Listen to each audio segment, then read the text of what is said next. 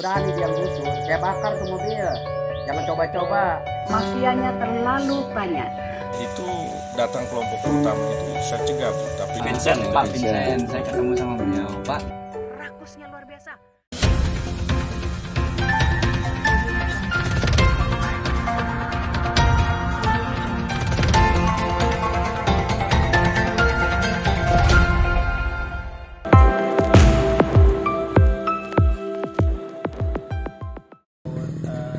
Kondir, Pak. Iya, iya. Jadi alhamdulillah titiknya nggak di dalam lokasi Bapak, masih di luar lokasi Bapak. Di luar lokasi Di ya. luar lokasi, Pak.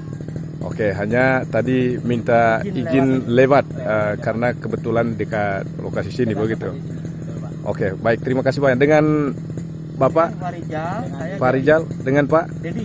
Pak De. Dengan Bang Vincent ya. benar Bu. Kalau boleh tahu di sini sebagai apa, Bangku? Saya sebagai dipercaya oleh Bunda Lilin untuk menjaga dua bidang tanah sebenarnya Bu sini. Mengelola, membersihkan. Gitu. Oke. Nah, ini kemarin ada informasi ya bahwa ada petugas dari yang datang samping area tanah Bunda ini. Mohon dijelaskan, Abangku, kebenarannya. Oh iya, benar Ibu. Pertama itu datang kelompok pertama itu saya cegah Bu, tapi di luar rest area dan selanjutnya mereka balik. Bawa semacam alat ukur ya Bu ya, alat ukur dari pekerja itu. Yang kedua Bu, 1 bulan yang lalu itu mereka datang untuk mengukur titik koordinat di luar sana Bu. Oke. Gitu. Terus selanjutnya saya panggil mereka. Saya integrasi, Pak ada apa ini Pak? Ya. Gitu. Terus Pak kami hanya dari kantor pekerja proyek ini untuk mengukur titik koordinat. Oh, seperti Saya bilang itu. jangan di dalam sini, karena di sini Bapak tahu. Oh tahu Pak, kami tahu Pak. Di luar Pak. Gitu. Seperti Ya, itu ya. saya di luar berpikir ya bahwa itu bukan tanggung jawab saya ya Bu ya.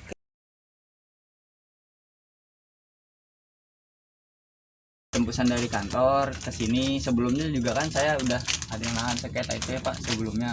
Saya koordinasi juga sama beliau karena kan saya nemunya yang terutama yang Bapak yang jaga itu yang kulit hitam itu Pak Vincent. Pak Vincent. Saya ketemu sama beliau, Pak. Saya izin mau masuk, saya bilang, iya Pak, saya bilang izin masuk sebelumnya. Ya, silakan. Tapi jangan di lahan saya, gitu kan. Nah, ya sudah, tak kira semuanya di sini tuh udah bebas Pak. Saya kira karena dari kantor nunjuk saya, Mas ke pesanggerahan. Sorry Wisma. Saya juga tadi tanya karyawan Bapak itu kan terkait ini kan biasa ada work atau perizinan, permitnya sudah tembusan belum ke RT RW. Jawabannya nggak tahu. Nanti Pak Rizal ya? Saya Pak Rizal. Pak Rizal yang itu Pak yang menyampaikan saya hanya bekerja. Oke Pak, bisa dihubungin. Kita ngobrol di sini. Nah pada intinya Pak, lahan di sini itu 90% atau sampai 100% belum ada yang dibebaskan, termasuk yang di bor Bapak saat sini nih, sekarang termasuk yang di bawah. Poinnya ya Bapak memahami gitu. Jadi kita belum menerima adanya pekerjaan di lahan kami yang berkaitan dengan pengeboran dengan alasan kami karena kita belum dibayarkan atau belum dibebaskan. Betul Pak. Terkait informasi kemarin ada petugas dari tol, apa ceritanya Abang? Oh gini Mbak, kurang Minggu lebih, lah, berapa minggu kurang yang lalu? lebih ya seminggu yang lalu lah. Seminggu yang lalu. Jadi waktu kita lihat kita lagi santai duduk sama rekan-rekan di sini, kita lihat ada petugas mobil yang memang bawa alat-alat bor ya, alat bor ke bawah. Nah kita pas mereka sudah turun berapa menitan, kita ikut turun ke bawah, kita cek lokasi. Nah ternyata di lokasi tersebut itu ada di lokasi saya atau orang tua saya, itu ada beberapa patok yang mereka kerjakan dan pengeboran. Lahan kami itu di bawah Masih ada patoknya? ada patok yang memang posisinya di bawah itu sudah jadi ya posisinya. Nah dari situ kita tanyakan ke para petugasnya. Pas saya ajak ngobrol di situ saya pertanyakan, saya bilang ini kan saya belum dibayarkan. Yang bertanggung jawab ini siapa? Oh ada atasan saya Pak Rizal. Gitu. Ya setelah seminggu dari pihak pengeboran sudah kita bicarakan, nah 2 hari kemudian ada lagi yang datang Mbak ke tempat saya, yaitu pihak kontraktor alat berat. Berapa orang Bang? Ada 4 orang ya. Dan mereka sih bilangnya mau survei ke lokasi yang akan dilewati alat berat mereka. Kalau misalnya alat berat di sini masuk, saya juga masih keberatan karena belum dibayarkan. Selamat siang Bunda. Selamat siang. Oke Bunda, ini kemarin saya kebetulan ke tanah lokasi Bunda ya. Di sana bertemu dengan Bang Vincent, itu penjaga dan pengelola tanah Bunda ya. Betul. Dan beliau itu menyampaikan informasi bahwa sudah ada nih beberapa petugas datang ke lokasi. Bunda sudah mengetahui ya. Saya melarang untuk orang arek tanah saya karena belum beres urusannya. Nanti kalau mereka bangun, mereka bongkar tanah saya, patok-patoknya yang dulu dipasang itu pada rusak dan hilang. Repot kita Mbak. Gitu. Yang betulnya kita butuhkan adalah patok-patok. Kalau masalah ini sudah selesai, permasalahannya tidak ada masalah. Saya sangat mendukung program Jokowi, Mbak. Sangat mendukung. Selama ini yang sebetulnya saya menyalahkan itu BPN. Karena BPN membuat sertifikat. Padahal saat itu adalah Pak Lurahnya itu Pak Marjaya saat itu menjabat sudah berkirim surat kepada BPN bahwa tidak boleh membuat sertifikat karena belum beres waktu itu Wisma Mas. Iya. Tapi ternyata dalam sertifikat itu jadi, Mbak. Yang bermain pun BPN dengan Wisma Mas saat itu. Ya. Jadi kalau saya itu masuk ke mulut buaya, sekarang mulut harimau. Yang namanya PT Arta nih Mbak, rakusnya luar biasa. Yang namanya tanah-tanah masyarakat saja pun dicaplok. Padahal hitungannya waktu itu berapa, menjadi berapa. Nggak masuk akal dan nggak masuk logika. Saya mohon sekali untuk diperiksa yang namanya PT Arta Persada.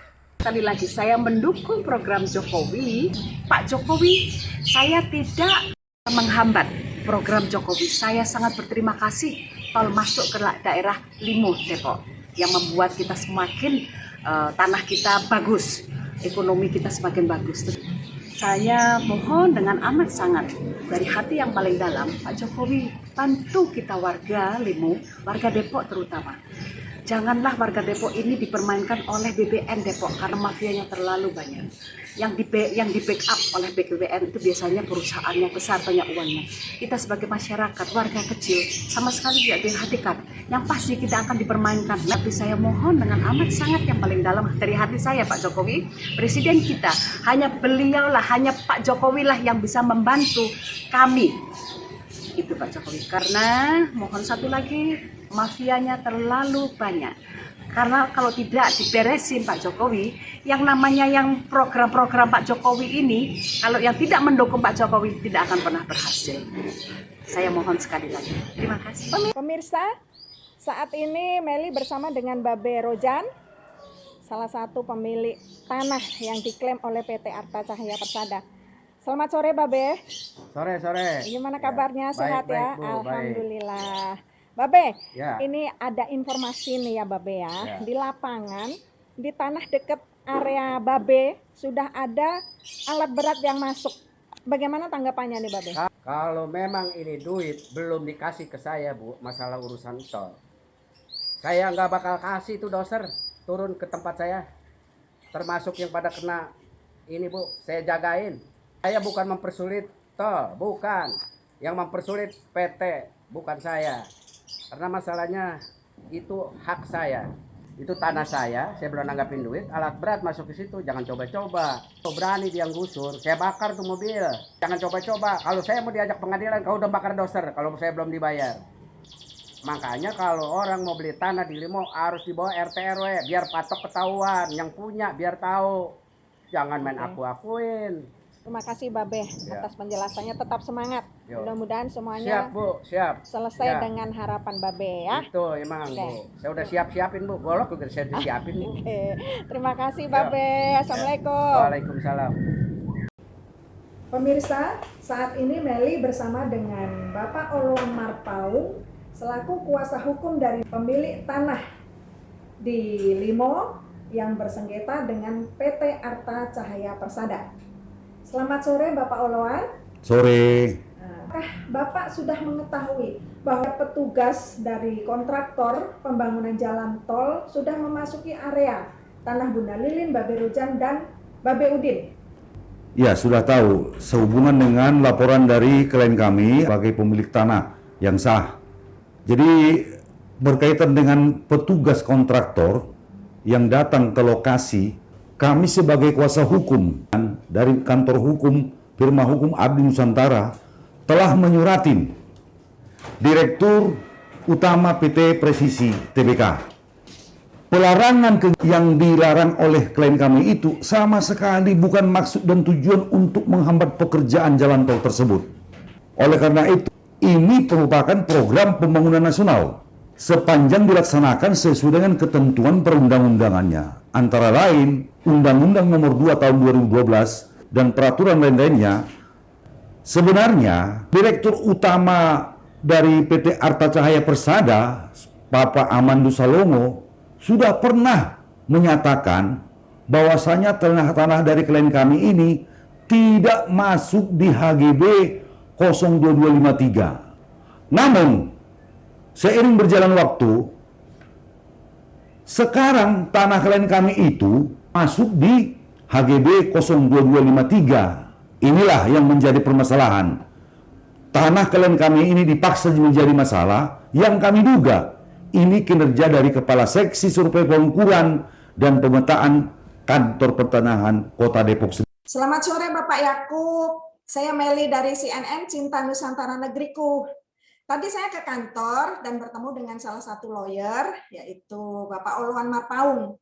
Apakah ada tambahan terkait pelarangan segala kegiatan di atas tanah klien dan pemilik tanah yang terdampak jalan tol? Selamat sore, Mbak Meli. Ya, tadi Pak Oloan juga sudah ngabarin ke saya bahwa ada Mbak Meli di kantor. Kebetulan saya masih di luar. Jadi terkait pelarangan kegiatan oleh klien kita, saya bisa pahamin lah ya, bahwa nyatanya sampai sekarang itu kan memang klien kita mempunyai bukti-bukti hak yang jelas. Satu, dan yang kedua juga memang belum ganti kerugiannya belum dibayar oleh pihak tol, sehingga yang menurut saya adalah hak klien kita sepenuhnya,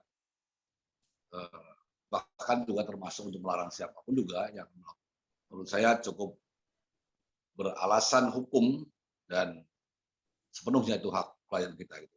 Apakah Pak Yakub sudah mendengar atau mengetahui informasi ukur pengadaan lain-lain yang datang di tanah milik Udinka pada tanggal 7 Oktober 2021? Ya, saya diberitahu juga oleh klien kita bahwa pada kurang lebih seminggu kurang mediasi pertama itu ada pihak dari BPN, dalam hal ini ada seksi pengukuran, seksi pengadaan, dan pihak PPK yang datang ke salah satu lokasi bidang tanah milik klien kita, dalam hal ini Bapak Udinka. Ya, atas hal itu saya sangat menyayangkan sebetulnya, karena tidak ada pemberitahuan kepada kita selaku kuasa hukum, dan ketika saya konfirmasi juga kepada pihak SKP, ternyata pihak SKP juga tidak diberitahukan tentang hal ini ya. Jadi menurut saya kan permasalahan ini kan memang sudah masuk dalam ranah mediasi yang dalam hal ini menurut saya kewenangannya adalah ada di seksi SKP. Jadi sepatutnya siapapun yang berkepentingan dengan objek tanah itu yang berkoordinasi atau memberitahukanlah kepada pihak SKP, nanti pihak SKP akan memberitahukan kepada kita. Kalau kemudian sekarang pihak pengukuran, pengadaan jalan masing-masing seperti itu, ya kesan kita sebagai masyarakat bahwa tidak ada koordinasi atau bahkan terkesan bahwa pihak pengukuran maupun pengadaan itu tidak menghargai institusi BPN itu sendiri. Lantas bagaimana kita dari pihak masyarakat akan bisa menghargai BPN?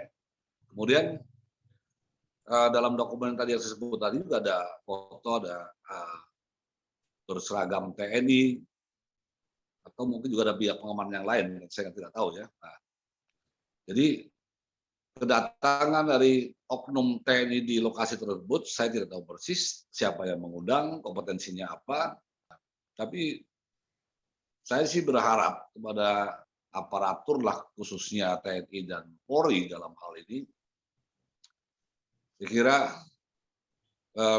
ini kehadiran mereka kalau tidak ada komunikasi yang baik dengan kami dan dengan masyarakat dalam kita, itu bisa menimbulkan kesan bahwa ada arogansi yang terulang. Karena dulu ada pengalaman yang kurang baik juga lah Bu Meli ya, di beberapa waktu yang lalu kan dari pihak PT juga menggunakan aparatur juga begitu. Nah jadi